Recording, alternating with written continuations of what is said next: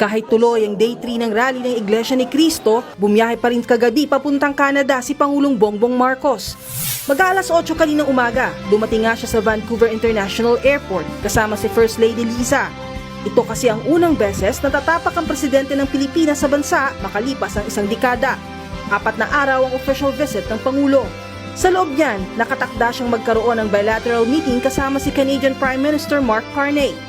Kabilang sa inaasahang pag-usapan ang economic relations ng dalawang bansa, negosasyon sa Philippines-Canada Free Trade Agreement, at mag-attract ng Canadian investors para sa mining information technology, business process management, nuclear energy, telecommunications, cyber technology at financial services. Pero bago pa man magsimula, hindi nakawala sa kilos protesta ang Pangulo. Nagkaroon na ng kilos protesta kontra trade deals ng Canada at Pilipinas. Kagabi nga, bago umalis si PBBM, confident siyang magiging payapa ang rally ng Iglesia ni Cristo. Pero ang concern daw niya, ang ibang grupo nahahalo para manggulo. Malakas ang loob ko kasi sa buong kasaysayan, ang Iglesia, pag nag-rally, kahit napakarami, hindi sila nanggugulo. And that for me was the main concern that somebody might get hurt. Ang problema lang namin is that merong impormasyon na siyempre merong mga mag-infiltrate, mag-agitate. Yun ang inaalala namin.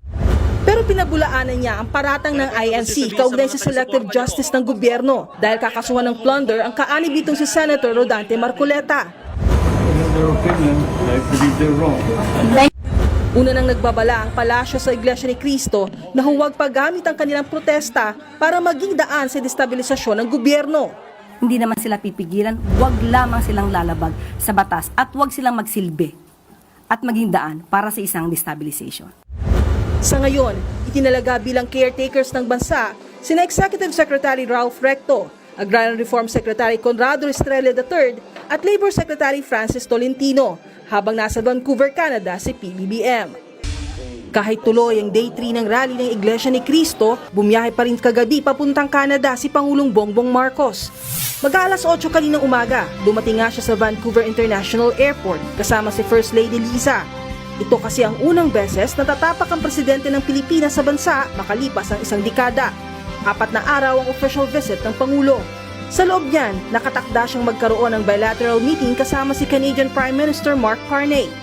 Kabilang sa inaasahang pag-usapan ang economic relations ng dalawang bansa, negosasyon sa Philippines-Canada Free Trade Agreement, at mag-attract ng Canadian investors para sa mining information technology, business process management, nuclear energy, telecommunications, cyber technology at financial services. Pero bago pa man magsimula, hindi nakawala sa kilos protesta ang Pangulo. Nagkaroon na ng kilos protesta kontra trade deals ng Canada at Pilipinas. Kagabi nga, bago umalis si PBBM, confident siyang magiging payapa ang rally ng Iglesia ni Cristo. Pero ang concern daw niya, ang ibang grupo nahahalo para manggulo.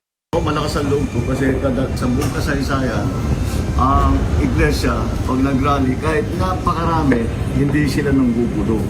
And that for me was the main concern that somebody might get hurt.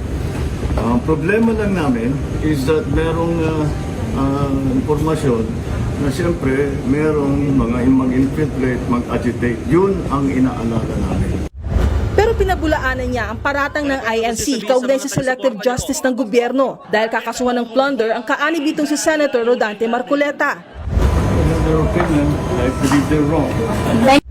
Una nang nagbabala ang palasyo sa Iglesia ni Cristo na huwag paggamit ang kanilang protesta para maging daan sa destabilisasyon ng gobyerno.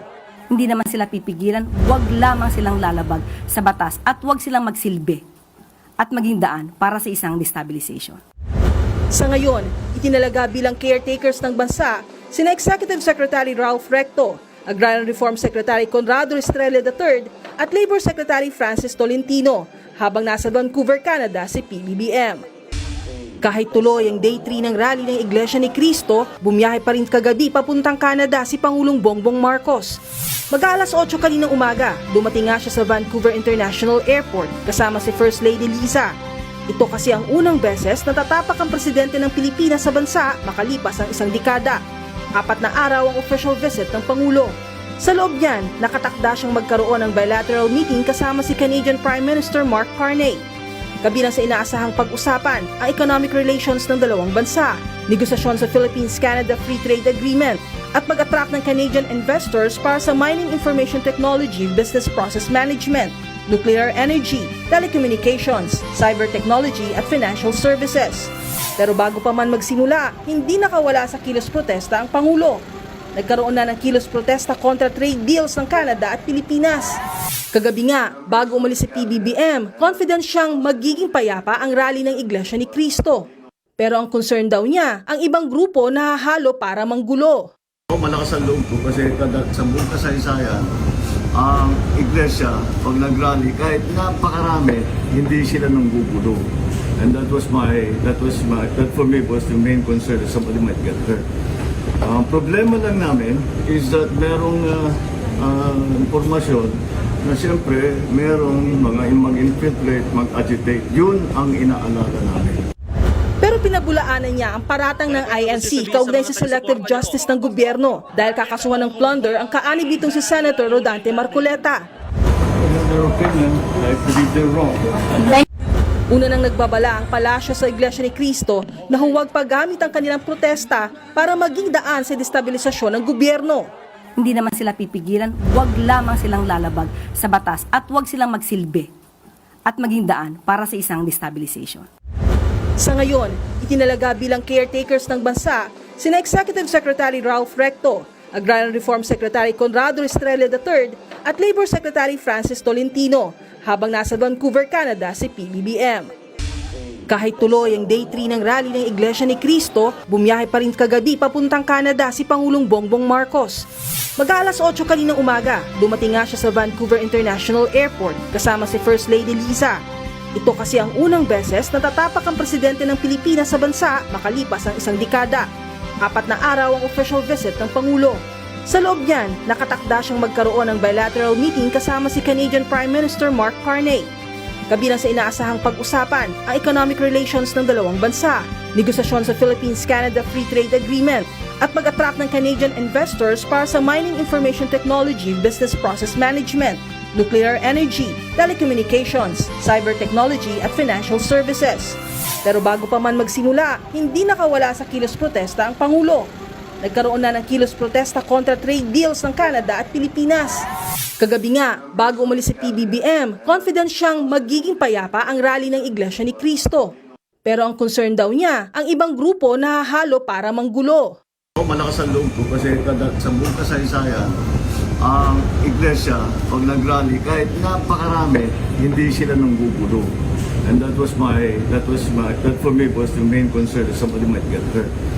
Ang problema lang namin is that merong impormasyon na siyempre merong mga mag-infiltrate, mag-agitate. Yun ang inaalala namin. Pero pinabulaanan niya ang paratang ng INC kaugnay sa selective justice ng gobyerno dahil kakasuhan ng plunder ang kaanib nitong si Senator Rodante Marcoleta. In their opinion, I believe they're wrong. Una nang nagbabala ang palasyo sa Iglesia ni Cristo na huwag paggamit ang kanilang protesta para maging daan sa destabilisasyon ng gobyerno. Hindi naman sila pipigilan, wag lamang silang lalabag sa batas at wag silang magsilbi at maging daan para sa isang destabilization. Sa ngayon, itinalaga bilang caretakers ng bansa sina Executive Secretary Ralph Recto, Agrarian Reform Secretary Conrado Estrella III at Labor Secretary Francis Tolentino habang nasa Vancouver, Canada si PBBM.